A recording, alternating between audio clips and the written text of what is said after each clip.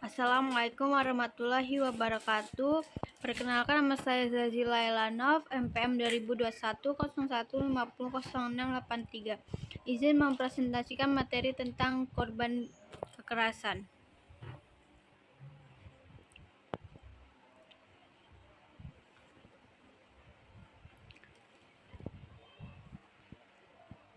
Kekerasan pada anak. Kekerasan pada anak adalah perilaku kekerasan, penganiayaan, atau penyiksaan yang menimbulkan kerugian fisik dan psikis pada anak. Kekerasan terhadap anak merupakan kondisi yang sudah lama terjadi di tengah masyarakat. Meskipun hal ini tidak sesuai dengan hukum, tetapi praktek tersebut tetap terjadi bahkan hampir semua lapisan masyarakat. Hal ini membuat kondisi anak paradoks, artinya secara ideal anak adalah pewaris dan pelanjut masa depan bangsa, tetapi secara real situasi anak masih terus memburuk. Terus di sini ada bentuk kekerasan pada anak. Yang pertama itu kekerasan fisik, contohnya penyiksaan, pemukulan, tamparan, tendangan, injak dengan yang mengakibatkan luka atau kematian anak. Terus yang kedua ada kekerasan psikis, contohnya omelan, penggunaan kata-kata kasar dan kotor, memberikan atau memperhatikan video atau gambar maupun buku yang memiliki unsur pornografi kepada anak. Terus yang ketiga ada kekerasan seksual, contohnya bentuk hubungan seksual antara anak dan orang tua yang lebih besar melalui kata-kata, sentuhan, gambar seksual, serta hubungan seksual secara langsung antara anak-anak dengan orang dewasa. Terus yang keempat ada kekerasan sosial, contohnya kekerasan terhadap anak dalam bentuk eksploitasi dan penelantaran anak. Terus ada penyebab kekerasan pada anak. Yang pertama itu pewarisan kekerasan antar generasi, yaitu anak belajar kekerasan dari orang tuanya, dan ketika tumbuh menjadi dewasa mereka melakukan tindakan kekerasan pada anaknya.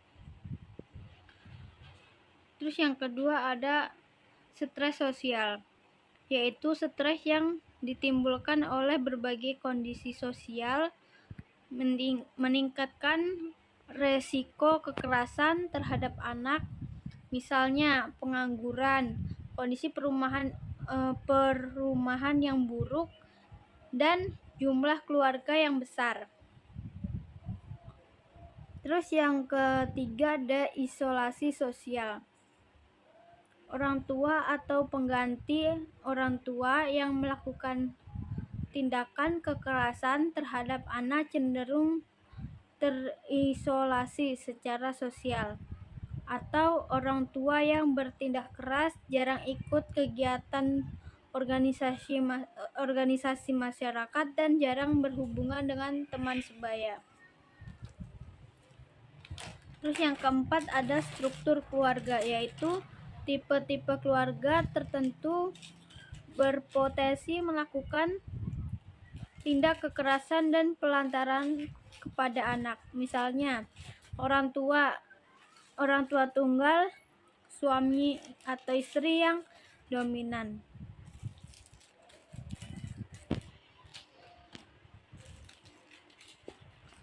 Terus ada faktor kekerasan pada anak.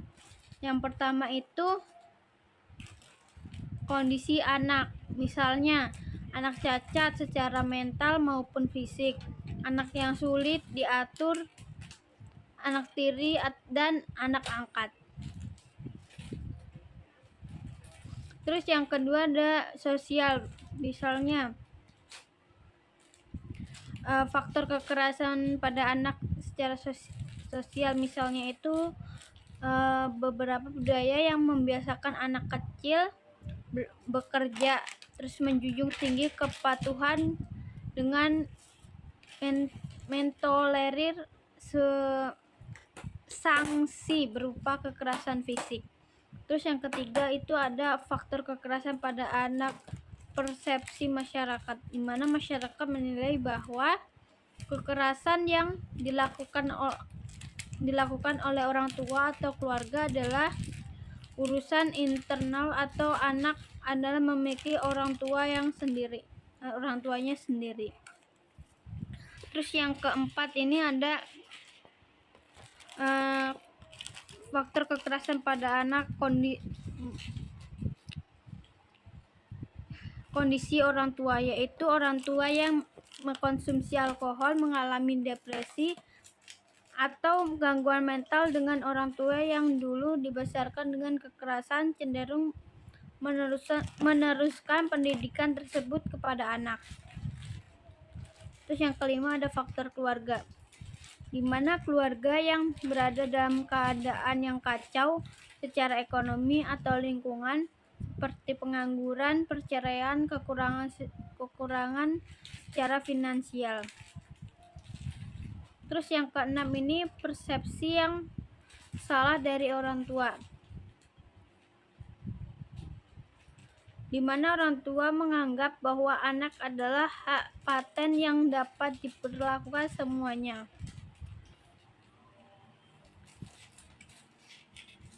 Terus dampak kekerasan pada anak. Yang pertama itu ada dampak biologis atau fisik. Contohnya lebam, kerusakan fisik, cacat hingga kematian. Terus yang kedua itu dampak psikologis. Contohnya agresif, ketakutan, sangat cemas, depresi, terus merasa tidak aman, sulit bergaul, dan trauma. Terus yang ketiga ini ada dampak sosial. Contohnya bagi anak-anak yang memiliki perilaku menyimpang, maka ia akan mendapat penilaian negatif dari masyarakat di lingkungannya. Di sini ada profil klien. Profil klien yang bernama Navita, usia 16 tahun, jenis kelamin perempuan, kelas 11 SMK, hobinya menonton film.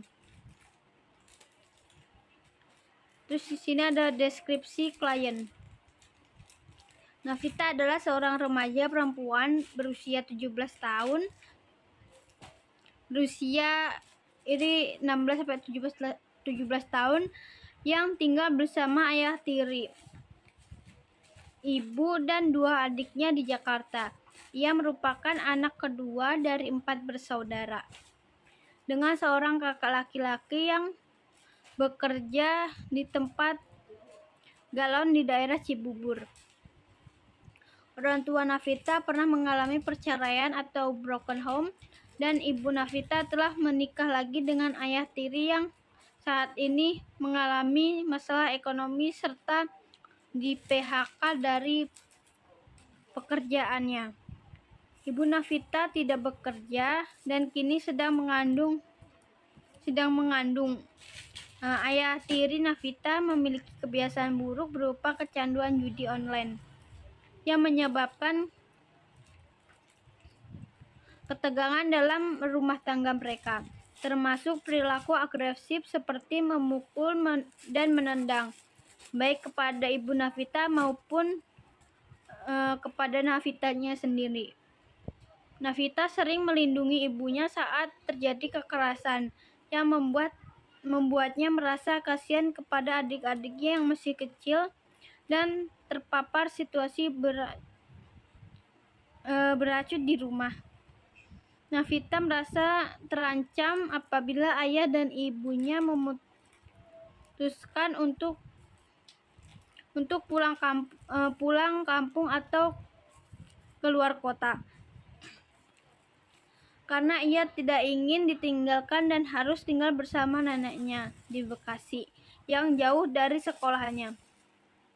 Kondisi ini membuatnya bingung, terutama mengenai kelanjutan pendidikan dan biaya sekolahnya, karena kakaknya tidak mampu membiayai kebutuhan Navita.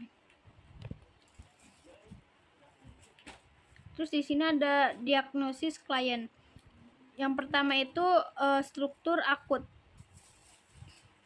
Navita mengalami stres akibat paparan kekerasan rumah tangga dan ketegangan emosional di lingkungan keluarga. Stres ini mencakup kecemasan, ketidakpastian mengenai masa depan, dan kekhawatiran akan nasib keluarga, terutama dalam menghadapi potensi perpisahan atau pengabaian dari orang tua. Terus yang kedua ini ada trauma psikologis. Post traumatic stress disorder yang disingkat PTSD. Navita mungkin menunjukkan gejala trauma psikologis akibat paparan kekerasan dalam rumah tangga, termasuk pengalaman melindungi ibunya dari kekerasan fisik yang dilakukan oleh ayah tirinya. Hal ini bisa mempengaruhi kesehatan mentalnya dalam jangkauan panjang, termasuk kesulitan tidur, kecemasan, atau paparan kecemasan yang berlebihan. Terus yang ketiga ada depresi ringan hingga sedang. Perasaan putus asa dan cemas mengenai masa depan, termasuk ketidakpastian tentang pendidikan dan masalah keluarga, berpotensi menyebabkan gejala depresi pada Navita. Perasaan terisolasi dan beban tanggung jawab yang dirasakan dapat memperburuk kondisi mentalnya. Terus di sini ada prognosis klien. Dukungan sosial jika Navita dapat memperoleh dukungan dari keluarga yang lebih luas seperti neneknya atau pihak lain yang peduli. Jika dapat membantu meringankan beban emosionalnya dan memberikan rasa aman untuk menjalani hidup dan pendidikannya. Terus yang kedua ini ada intervensi psikologis. Terapi psikologis seperti konseling atau terapi perilaku kognitif akan sangat bermanfaat dalam membantu Navita mengatasi trauma dan stres yang dialaminya. Hal ini menghadapi konflik rumah tangga dan ketidakpastian masa depan. Terus yang ketiga ini ada pendidikan dan pelatihan keterampilan. Jika Navita dapat tetap melanjutkan pendidikannya atau menentukan jalur pendidikan alternatif yang terjangkau, ini akan membuka peluang bagi dia untuk membangun masa depan yang lebih stabil secara finansial dan emosional. Sekian presentasi dari saya. Apabila banyak kesalahan mohon dimaafkan. Saya akhiri. Wassalamualaikum warahmatullahi wabarakatuh.